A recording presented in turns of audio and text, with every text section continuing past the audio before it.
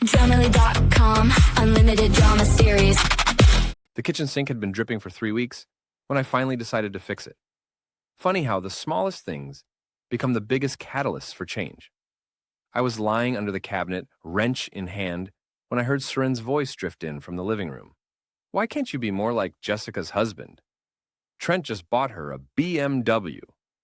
I froze, my grip tightening on the wrench. Through the thin walls of our modest New England home, her words cut through me like a blade.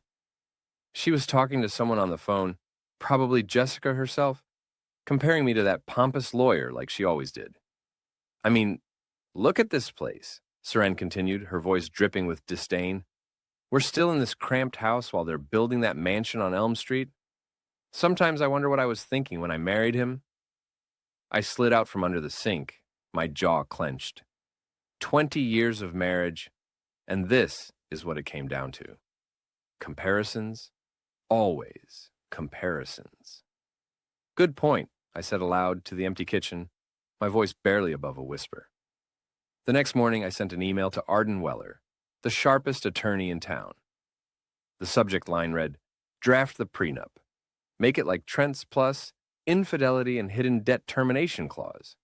My name is Darren Halloway, and I'm about to teach my wife exactly what happens when you push a man too far. I've been a contractor for 15 years, building other people's dreams while mine crumbled around me. My hands are calloused, my back aches most mornings, and my bank account reflects the honest work I do.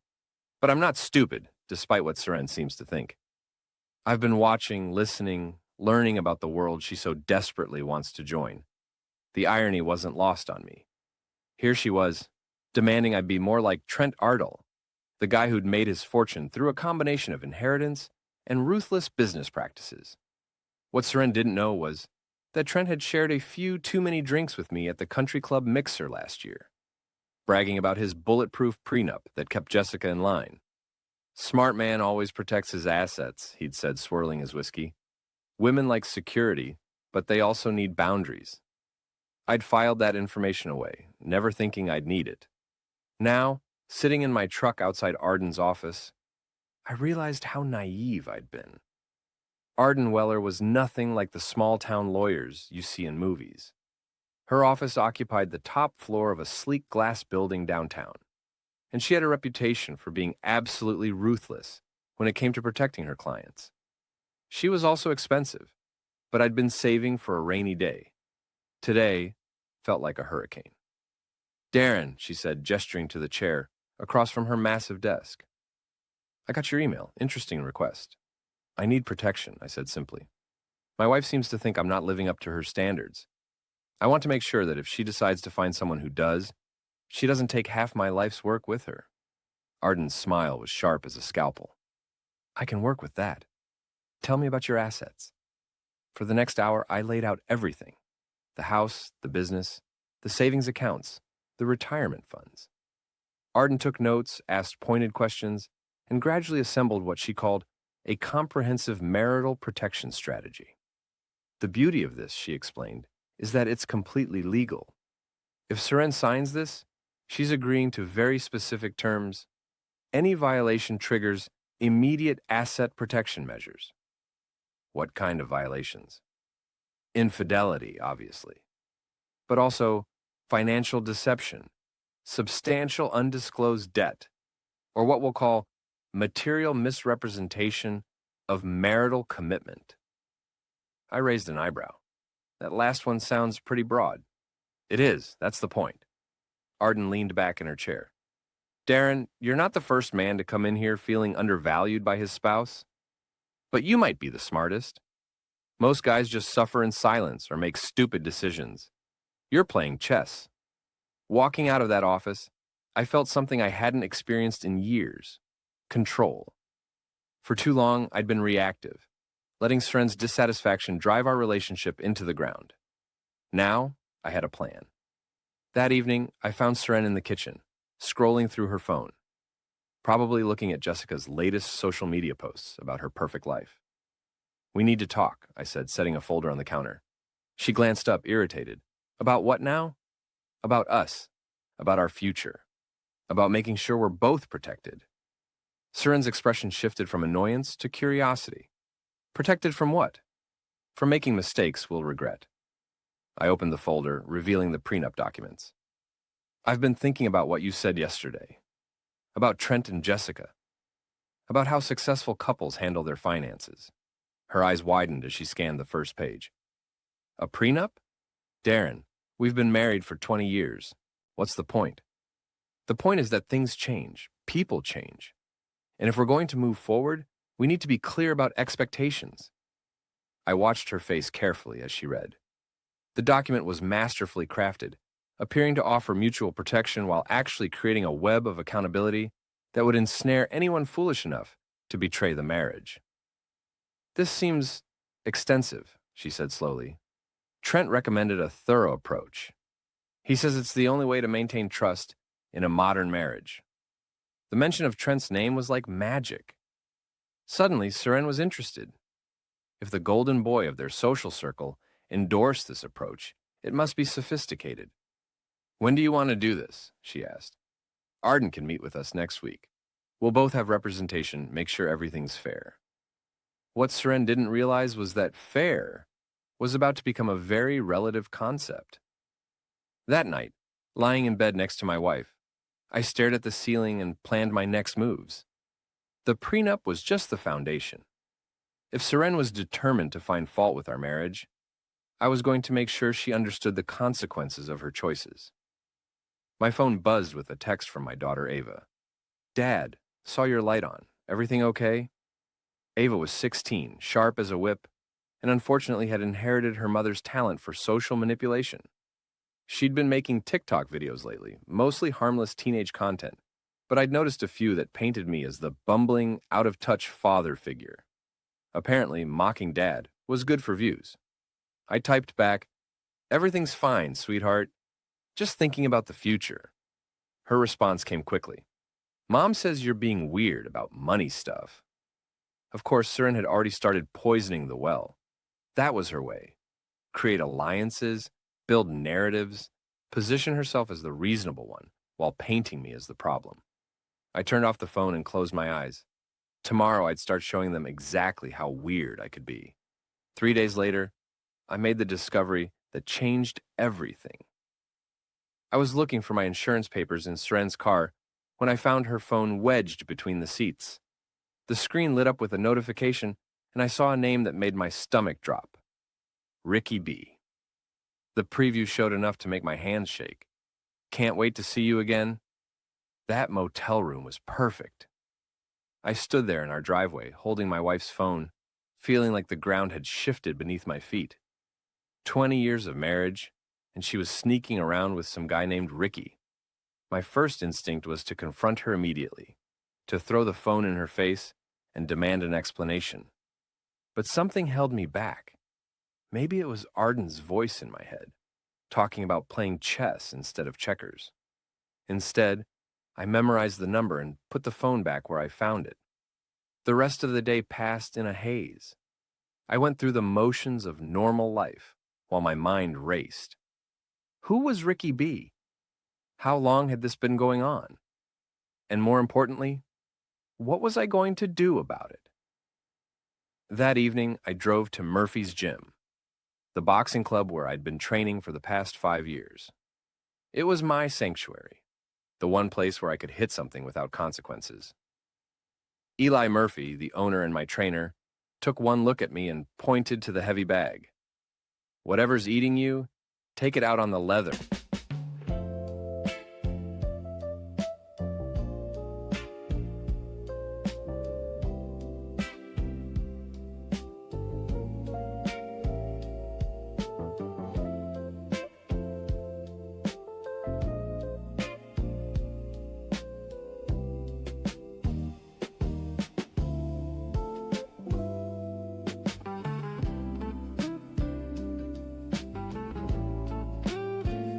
"Not on people," he said. For 30 minutes, I pounded that bag like it owed me money. Each punch was fueled by humiliation, anger, and something darker, a growing desire for revenge. "Feel better?" Eli asked when I finally stopped. "Getting there." Want to talk about it? I considered telling him everything, but decided against it. Eli was a good man, but he was also a talker. In a town this size, secrets had a way of spreading. Just marriage stuff, I said. Eli nodded knowingly. Been there. Here's some free advice. Never let them see you bleed. Fight smart, not angry. Driving home, those words echoed in my mind. Fight smart, not angry. The next morning, I did some research. A quick online search revealed that Ricky B was actually Richard Bell, owner of Bell's Auto Sales on the outskirts of town. The guy sold used cars and had a reputation for flashy clothes and questionable business practices. His website featured photos of him grinning next to overpriced vehicles, gold chains visible under his open shirt. This was who my wife was risking our marriage for? A sleazy car salesman who looked like he belonged in a 1980s music video? I spent the rest of the week gathering information. I drove by his lot during lunch breaks, noting his schedule. I checked public records and found liens against his business, suggesting financial troubles. Most importantly, I confirmed that he and Seren had been meeting at the Riverside Motel every Tuesday and Thursday afternoon. The Riverside was exactly what you'd expect. A rundown establishment that rented rooms by the hour and asked no questions. Seeing my wife's car parked there on Thursday afternoon was like taking a punch to the gut. But instead of falling apart, I felt something click into place. The prenup suddenly made perfect sense. Seren's behavior, her constant criticism, her desire for me to be more like Trent, it was all preparation for leaving me. She was building a case for why our marriage was failing while secretly planning her exit strategy. Too bad for her, I was building a case of my own. That evening, Ava cornered me in the garage while I was organizing tools. Dad, what's going on with you and Mom? What do you mean? She's been super tense lately, and you're being all quiet and weird. I looked at my daughter, this smart, observant young woman who'd inherited the worst traits from both her parents. She was manipulative like her mother, but had my stubborn streak. Sometimes adults go through complicated situations, I said carefully. Are you getting divorced? The question hung in the air between us. I realized that Ava was scared, despite her tough exterior. I don't know, I answered honestly, but whatever happens, it won't be because I didn't try to save our family. She studied my face for a long moment. Mom thinks you're planning something. Your mother thinks a lot of things. She's not wrong, though, is she? You are planning something. I set down my wrench and looked at my daughter directly. Ava, let me ask you something. If someone was lying to you, betraying you, making you feel worthless, what would you do? I'd make them regret it. Her answer was immediate and fierce. Despite everything, I felt a surge of pride. Whatever else Ava was, she wasn't weak. Then you understand, I said. The next day, I put the first phase of my plan into action. I drove to Bell's Auto Sales during lunch, parking across the street where I could observe without being seen. Ricky Bell was exactly what I'd expected. Mid-30s, artificially tanned, wearing a shiny suit that probably cost more than my monthly mortgage payment. He strutted around the lot like he owned the world, charming potential customers with practiced ease. I waited until he was alone, then walked across the street. Help you find something? He asked, his salesman smile automatically engaging. Just looking, I said. Nice place you got here. Best deals in town. You looking for anything specific? I wandered around the lot, pretending to examine vehicles, while actually studying him. Up close, Ricky was smaller than I'd expected, probably 5'8" and soft around the middle. His confidence was all surface, the kind that crumbled under real pressure. You know, I said casually, my wife mentioned this place.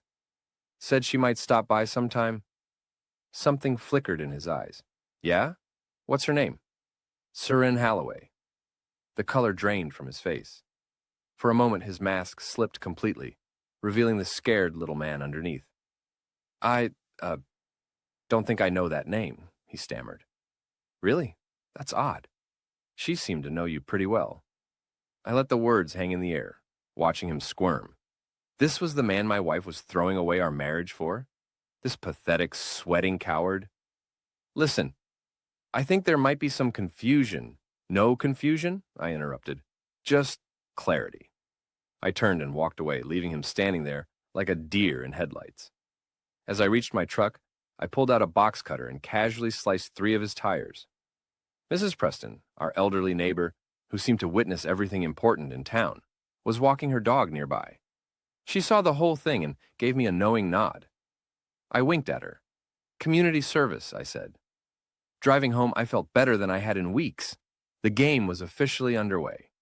That evening, Seren was unusually agitated. She kept checking her phone, pacing around the house, and shooting me suspicious looks. "Everything all right?" I asked innocently. "Fine," she snapped. "Just work stuff." I nodded sympathetically while internally celebrating. Clearly, Ricky had told her about our encounter. Good. Let her worry. I saw her get in. I saw everything. Let me explain. Watch more on Grammarly.com. Around 9 o'clock, her phone rang. She answered quickly, stepping into the other room, but I could hear fragments of the conversation. "Told you to be careful. Doesn't know anything. Can't prove." When she came back, her face was flushed with anger. "Darren, did you go to Bell's auto sales today?" I looked up from my newspaper, the picture of innocence. "Bell's? The used car place? Why would I go there?" "Someone matching your description was asking about me." "Asking about you? That's weird. What would a car salesman want with you?" Her frustration was palpable. She knew I was lying, but she couldn't prove it without revealing her own deception. "It's probably nothing," she said finally. "Probably." The next morning, I received a photo message from an unknown number. It showed me slashing Ricky's tires, taken from across the street. The accompanying text read, "Your husband is crazy. We need to talk." Saren had sent it to herself and was showing it to me like evidence of my instability. "Look at this," she said, thrusting her phone at me. "Someone sent me this picture. They're saying you vandalized that car lot." I studied the image carefully. Huh, that does look like me and my truck. "Darren." "What? I'm just saying it's a good picture. Very clear." "This isn't funny. You could be arrested." "For what? Allegedly damaging the property of your secret boyfriend?" The words hung in the air like smoke. Seren's face went through several expressions: shock, fear, anger, and finally, defiance. "I don't know what you're talking about." "Sure you don't." That afternoon, I called Arden with an update. "The infidelity clause is definitely triggered," I told her. "I have evidence." "Good. Are you ready for the next phase?" "More than ready." "Then let's schedule the prenup meeting. Make it public, make it dramatic. I'll handle the legal theater." 3 days later, we gathered at Arden's office. Me, Serene, and her hastily hired attorney, a nervous young man named Patterson, who clearly wasn't prepared for what was coming. Arden had arranged for the meeting to take place in the large conference room with glass walls facing the main office area. She'd also invited several other attorneys to observe the proceedings for educational purposes. What she'd actually done was create an audience for Seren's humiliation. "Before we begin," Arden announced loudly enough for everyone to hear, "I want to thank Mr. Holloway for bringing such an interesting case to our attention. The prenup we've drafted incorporates several innovative protection clauses." Seren looked uncomfortable with the attention, but she was committed now. Patterson reviewed the document first, his face growing increasingly pale as he read. "This is very comprehensive," he said weakly. "Thorough," Arden corrected. "Mr. Holloway wants to ensure that both parties understand their obligations in the marriage." She began reading key sections aloud, her voice carrying clearly through the glass walls. Section 3.2, in the event of marital infidelity by either party, the offending spouse forfeits all claims to marital assets acquired during the union. Section 4.1, any undisclosed debt exceeding $5,000 constitutes material deception and triggers immediate asset protection measures. Section 5.3, substantial misrepresentation of financial status or employment history voids all spousal support obligations. With each clause, Seren sank deeper into her chair. She was beginning to understand that this wasn't just a prenup. It was a trap, and she was already caught. "I need to think about this," she said suddenly. "Of course," Arden replied smoothly. "Take all the time you need." Though I should mention that Mr. Holloway has already implemented some preliminary asset protection measures, as is his legal right. What kind of measures? Patterson asked. Standard procedures, separate accounts, updated beneficiaries, that sort of thing. Seren's phone buzzed. She glanced at it, and her face went white. Excuse me, she said, standing abruptly. I need to make a call. She stepped into the hallway, and through the glass, we could all see her having an animated conversation with someone. Her gestures were frantic, her expression desperate. Trouble in paradise, Arden murmured. When Seren returned, she was visibly shaken. I can't sign this today, she announced. That's fine, I said calmly. But just so we're clear, the asset protection measures stay in place until you do. What does that mean? Arden answered for me. It means that until this agreement is signed, Mr. Holloway has legally secured his separate property and business assets. Joint accounts have been frozen pending resolution. You can't do that. Actually, we can. And we have. Seren stormed out, Patterson trailing behind her like a lost puppy. Through the glass walls, half the law office had witnessed her meltdown. Phase 1 complete, Arden said with satisfaction.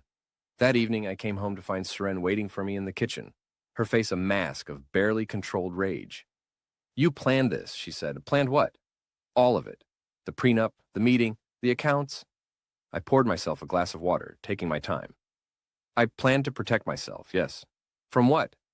From being taken advantage of by my cheating wife. There it was, out in the open. No more pretending, no more games. I don't know what you think you know. I know about Ricky Bell. I know about the Riverside Motel. I know about your Tuesday and Thursday afternoon appointments. Seren's defiance crumbled. For a moment, she looked like the woman I'd married 20 years ago. Vulnerable, scared, human. Darren, I can explain. No need. The prenup explains everything. Sign it and we can try to work through this. Don't sign it and we'll let the lawyers sort out the divorce. You're blackmailing me. I'm offering you a choice. Same choice you gave me when you decided to step outside our marriage. She stared at me for a long moment, and I could see her calculating, trying to find an angle, a way to regain control. What about Ava? She asked finally. What about her? She's going to find out about all this. She already knows something's wrong. At least this way, she'll know her father isn't a pushover. As if summoned by our conversation, Ava appeared in the doorway. Find out about what? She asked. Seren and I looked at each other. Our daughter stood there, 16 years old and sharp as a blade, waiting for an answer that would change her understanding of our family forever. Your mother and I are going through some difficulties, I said carefully. Because of the prenup thing? Among other reasons. Ava looked between us, her expression unreadable. Then she pulled out her phone and started recording. This is going to make an amazing TikTok, she said. Ava's threat to turn our family drama into social media content was the last straw. I'd been playing defense for too long, reacting to everyone else's moves instead of controlling the game. Put the phone down, I said quietly. Something in my tone made her hesitate. For the first time in months, my daughter looked at me with something resembling respect. This isn't content, Ava. This is our family. She lowered the phone but didn't put it away. Then maybe you should start acting like it matters to you. What's that supposed to mean? It means everyone at school knows you're a joke, Dad. They've seen my videos. They know Mom thinks you're pathetic. The words hit harder than I'd expected. I looked at Serene, who had the grace to look ashamed. Show me, I said. Ava hesitated, then pulled up her TikTok account. Video after video of her mocking me. My clothes, my truck, my job, my attempts to be a good father. Thousands of views, hundreds of comments, all laughing at the bumbling dad who couldn't even command respect in his own home. When did you post these? I asked. Over the past few months. I scrolled through the comments, each one a small knife twist. But then I noticed something interesting. The tone had shifted in recent videos. The comments were less sympathetic to Ava, more critical of her treatment of me. Look at the recent ones, I said, pointing to the screen. Ava frowned as she read, This girl is mean to her dad for no reason. Poor guy just trying his best. Someone needs to teach this brat some respect. People are starting to see through the act, I continued. They're realizing that maybe the problem isn't your pathetic father. Maybe it's his spoiled daughter and cheating wife. Seren stepped forward. Darren, don't drag Ava into this. I'm not dragging her anywhere. She jumped in herself. I turned back to my daughter. You want to make content about our family? Fine. But let's make sure it's accurate. I pulled out my own phone and started recording. Hi, TikTok. This is Ava's dad, the one she's been roasting for months. I wanted to set the record straight about a few things. Dad, what are you doing? Ava asked, panic creeping into her voice. I'm playing your game, sweetheart. See, while you've been making videos about what a loser I am, your mother has been having an affair with a used car salesman. And when I found out, instead of falling apart like you expected, I got a lawyer and protected our assets. Seren lunged for the phone, but I stepped back. The prenup your mom is so upset about? It's designed to make sure that when she leaves us for her boyfriend, she doesn't get to take half of everything I've worked for. Pretty smart for a pathetic loser, right? Stop, Seren shouted. The best part is, her boyfriend is this sleazy guy who can't even afford to fix his own car tires after someone slashed them. Which someone definitely did, by the way. I stopped recording and looked at both of them. Now, Ava, you can post that if you want. I'm sure it'll get lots of views. Or you can delete all those videos mocking me and we can try to be a family again. My daughter stared at me like she was seeing me for the first time. You're serious. Completely. And Mom, really? Ask her yourself. Ava turned to her mother, who couldn't meet her eyes. Mom, it's complicated, honey. It's really not, I said. She's been lying to both of us for months. The only complicated part is figuring out what we do next. That night, Ava deleted every video that mocked me. She also posted a new one, a simple apology to her father, acknowledging that she'd been wrong to air our family business online. The response was immediate and overwhelming. Thousands of supportive comments, shares, and follows. Apparently, people loved a redemption story. But while I was winning the social media war, the real battle was just beginning. The next morning, I discovered that Seren had cleaned out her personal accounts and moved in with Jessica Ardle temporarily. She'd also hired a new lawyer, someone with a reputation for aggressive divorce tactics. More concerning was the message I received from Ricky Bell. Your wife told me everything. Back off or things get ugly. I showed the message to Arden during our emergency meeting. Interesting development, she said. He's threatening you now. What's my legal position? Solid. The prenup protects you, and his threat actually strengthens your case. But Darren, there's something else you need to know. She pulled out a thick folder. I did some research on Richard Bell. His business is in serious trouble. Liens, unpaid loans, angry customers. But more importantly, he's been involved in some questionable insurance claims. What kind of claims? The kind where cars get damaged or stolen right before the policies expire. The kind that might interest the state insurance commissioner. I leaned back in my chair. You're saying he's running scams? I'm saying the evidence suggests a pattern of convenient accidents. And if someone were to provide that evidence to the right authorities, Ricky's problems would get much bigger than angry husbands. Exactly. Walking out of Arden's office, I felt the familiar rush of being in control, but as I reached my truck, my phone rang. It was Gina Mathis, Seren's coworker and supposed friend. Darren? We need to talk. It's about Seren and, well, it's complicated. We met at a coffee shop downtown, away from prying eyes. Gina was nervous, constantly checking over her shoulder. I probably shouldn't be telling you this, she began, but Seren's been lying about more than just the affair. What do you mean? Her resume, for starters. She never finished her MBA like she claims. And that promotion she got last year? It came with a salary she's been lying about. How much? She's making $30,000 less than she told you. She's been covering the difference with credit cards. The pieces started falling into place. Seren's constant pressure for me to earn more, her complaints about our lifestyle, her desire for expensive things, it was all projection. She was the one with financial problems. There's more, Gina continued. She's been using the company expense account for personal purchases, dinners, hotels, gifts, all charged to business development. That's fraud. It is, and if someone reported it, she'd lose her job. Gina nodded. I like Serene, but what she's doing to you isn't right. And frankly, I'm tired of covering for her. That evening, I sat in my empty house, planning my next moves. Surin had escalated by involving lawyers and making threats. It was time to show her what escalation really looked like. I started with social media. Using the information Gina had provided, I crafted a careful post on the local Facebook community group. Nothing libelous, just questions about accountability and honesty in relationships. Then, I called Arden and authorized her to file complaints with both the insurance commissioner and Suren's company's ethics board.